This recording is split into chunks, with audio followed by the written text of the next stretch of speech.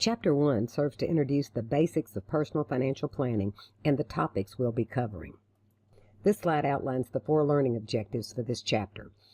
Learning Objective 1, identify the social and economic influences on personal financial goals and decisions. Learning Objective 2, develop personal financial goals. Number 3, calculate time value of money situations associated with personal financial decisions.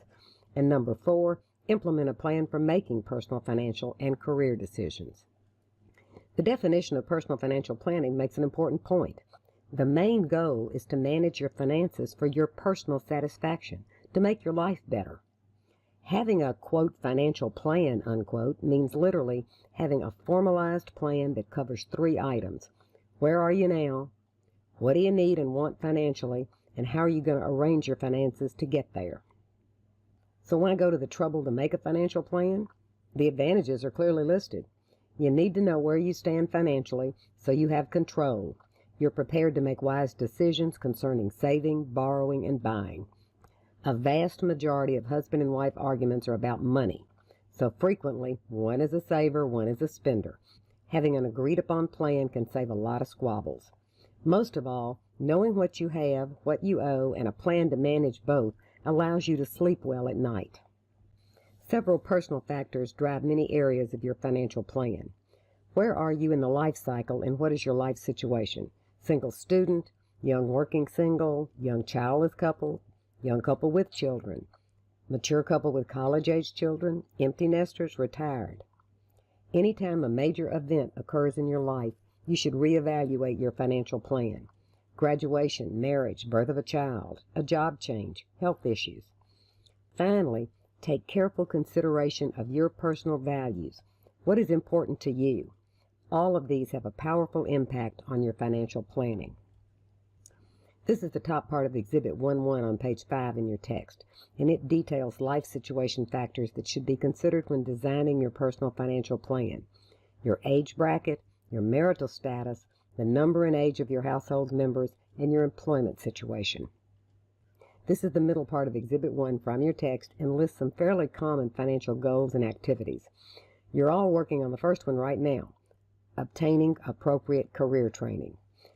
As we go through the chapters and topics in this course, we'll address all these goals and point you in the right direction to make decisions for your family and your personal situation. The next 2 slides continue the lower portion of Exhibit 1.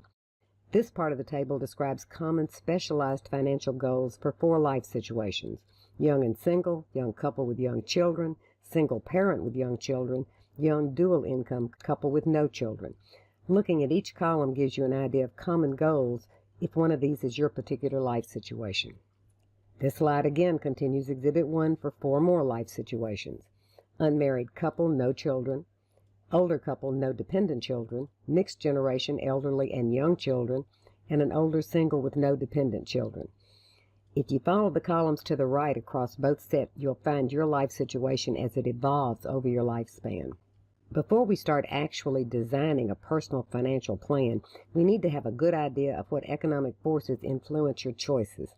One of the major drivers in our domestic economy is the Federal Reserve, who is tasked with the dueling objectives: maximum employment, stable prices, and moderate long-term interest rates.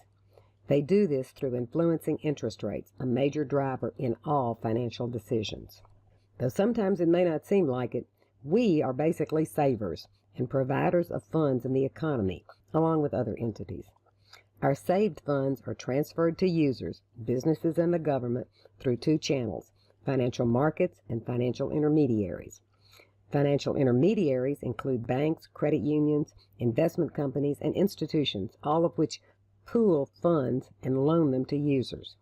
Financial markets transfer funds by providing a venue for us to buy stocks, bonds, and other financial assets. While we are most affected by the domestic economy, global influences come into play as well. Both foreign investment and foreign competition affect our economy. The level of imports versus exports affects our trade imbalance and thus the supply of dollars. Foreign investment in the U.S. increases our money supply, and the money supply affects interest rates in the most basic way. More money available, lower interest rates. A major concern of the Federal Reserve is the level of inflation in the domestic economy. Inflation reduces the buying power of the dollar, especially harmful to those on fixed incomes. U.S. inflation is typically measured by the CPI, the Consumer Price Index. The forecast core rate for 2018 was 1.19. For 2019 and 2020, the forecast is 2.0, well below the 3 and 4% rates in the early 2000s. The U.S. has not seen deflation for many decades, but it is possible for prices overall to decline year over year. If interest rates are so important, let's be clear about what they are. Simply put, an interest rate is the cost of money. This cost is affected by simple supply and demand. More available, lower cost. An added risk premium may reflect how long the funds are needed for. Longer time, higher rate. You want to tie up my money for longer, I demand a higher rate. Expected future inflation. Lenders want to protect themselves against locking in at a low rate when rates are expected to increase. And uncertainty. We'll look more closely at how these impact rates when we cover the time value of money in the appendix to Chapter 1. We'll cover the 8 basic financial planning activities as outlined on this slide in Chapters 1 through 14.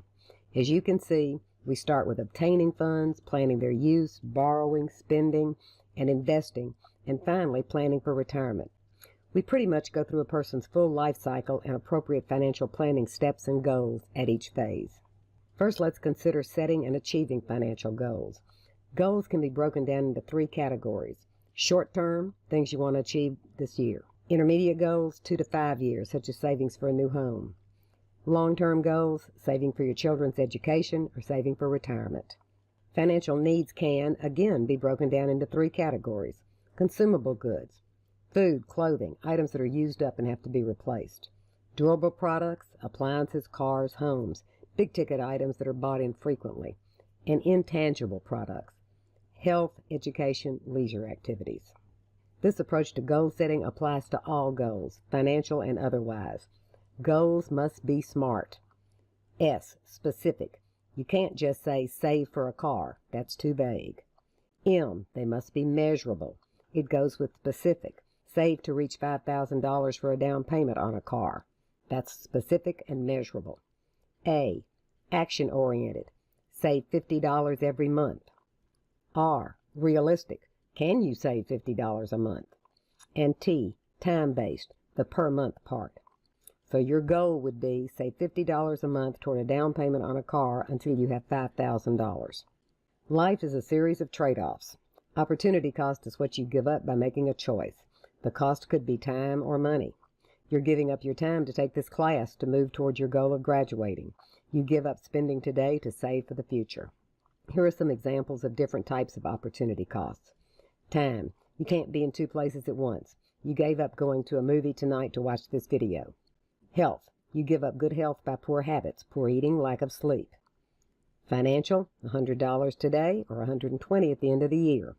We'll look at time value of money calculations to determine if the trade-off is worth it. Which brings us to the time value of money. Probably one of, if not the most fundamental concept in finance. Put simply, $1 today is worth more than $1 promised in the future. Bird in the hand is true. TVM concepts can evaluate the cost of the trade-off between spending today, instant gratification, and saving for tomorrow, earning interest. We'll cover TVM calculation techniques thoroughly in the lecture covering the appendix to this chapter. Personal financial planning means deciding what to do with your income. You've got 3 basic options. Spend it for daily expenses and major items or recreation. Save it to meet long-term goals, or share it for charitable purposes. This chart is Exhibit 1-3 on page 15, and it recaps the planning process. 1. Determine current financial situation. We'll learn how to do that in Chapter 2. 2. Develop your financial goals. 3. Identify alternative courses of action. Continue the same course, expand the current, change the current situation, take a new course of action. 4. Evaluate alternatives. What are the consequences of your choices? What are the trade-offs? Evaluate the risk. Inflation, interest rate risk, income risk, financial planning information sources, which are on the next slide. 5. Create and implement your financial action plan, which will be Exhibit 1-4. Review and revise the financial plan. This is critical to periodically review, adjust, or revise based on results and your changing life situation. This process can be adapted to any life situation.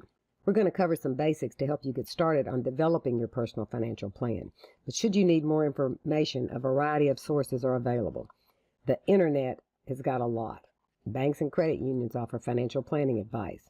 There are a wide variety of financially oriented newspapers and magazines. Finally, financial specialists are available, usually for a fee, to assist you both in developing and implementing a long-term financial plan. Think about talking with a certified financial planner, and they are specially trained to offer financial planning advice to individuals. Exhibit 1-4 in your text provides examples of financial planning in action for 3 life situations: single parent, young couple, middle-aged person, or couple. In each case, short-term and longer-term sample goals are given. Research has shown that the most common mistakes related to implementing a financial plan are unrealistic expectations, emotional decision-making, inflexibility, failure to plan for emergencies, inaction, failure to address issues as they arise, and unclear values and priorities. Make no mistake, your career choice is truly key to your financial planning and life satisfaction. As the slide states, career choices involve both risk and opportunities. You and you alone can decide if the career you want to pursue will provide the financial security you desire. Do not think that career choice is a one-time event. These choices should be periodically reevaluated based on changes in personal and economic situations. Appendix B provides further information in this area. This slide summarizes the main elements of Chapter 1. Financial decisions are influenced by life situation, personal values, and economic factors. As we go through the remaining chapters in this course, we'll work through all 8 elements of financial planning. Chapter summary: the SMART method of goal setting is applicable to all goals. Saving for a house, losing weight, getting your degree.